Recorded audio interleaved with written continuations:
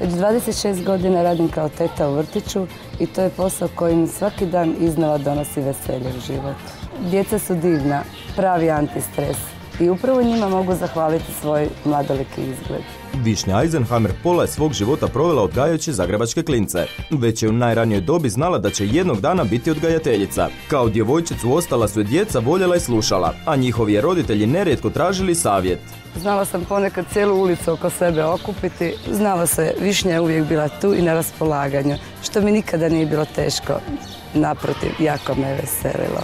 I sama je majka dvoje djece. Iako je odgojila stotine mališana, ni nju kao majku nisu zaobišli problemi puberteta.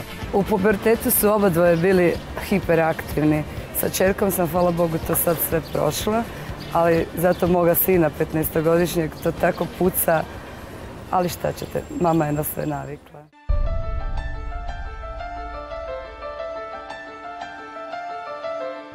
Danas je Višnja na zalazu 4. desetljeća. Osvrnuvši se za sobom, uvidjela je da je njezino tijelo postalo sjena onog kakvo je imala u mladosti. S godinama je nagomilala i suvišne kilograme. Visoka 1,70 cm, dogurala je do čak 105 kg.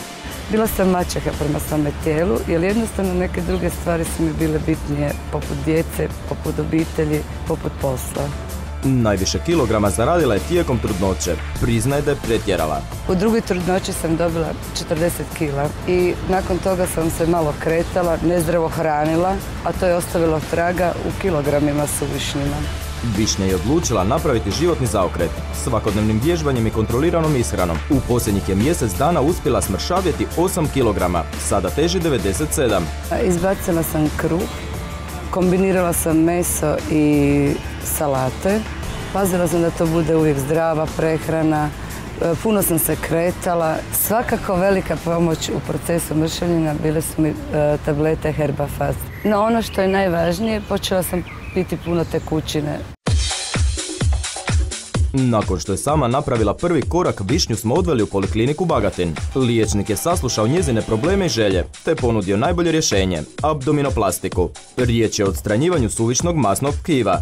Znači, ovom metodom ćemo maknuti suvišak masnog tkiva abdomena. Znači, cijeli taj dio će se, tu cijeli dio ćemo odstraniti. Znači, rez će ići ovdje dole i gore se širi do samog pupka. Znači, ovaj dio tkiva ide. Biće položen normalno u razini nekog vašeg donjeg vešaka. Isto tako ćemo promijeniti ležište vašeg pupka i cijelu stjenku, znači cijelu ovu tu prednju stjenku trbušnu iznutra ćemo prošiti tu fasciju mišića s jedne i s druge strane. Kako bi pak Višnji osvježili lice, odlučila se podvrgnuti tretmanu botoksom i hijaluronskom kiselinom. Možete mi se malo namrštiti samo, dignuti čelo, dobro, lice, znači još možemo eventualno dodati malo botoksa u čelo da ispravimo te borice i možemo malo dodati samo u ove nazolabijalne bore da ih korigiramo. A koliko će to dugo trajati? Pa botoks nam traje negdje do 4 mjeseca, a fileri čak traju i do godinu dana. To je to, vidimo se za tjedan dana na operaciji. Evo ga, izvolite. Već idući tjedan Višnja će pod nož, kad će joj estetskom operacijom biti odstranjeno salo nakupljeno na trbuhu. No to je samo početak ekstremnog makeovera kojem će se pred kamerama In magazina podvrgnuti junakinja naše današnje priče.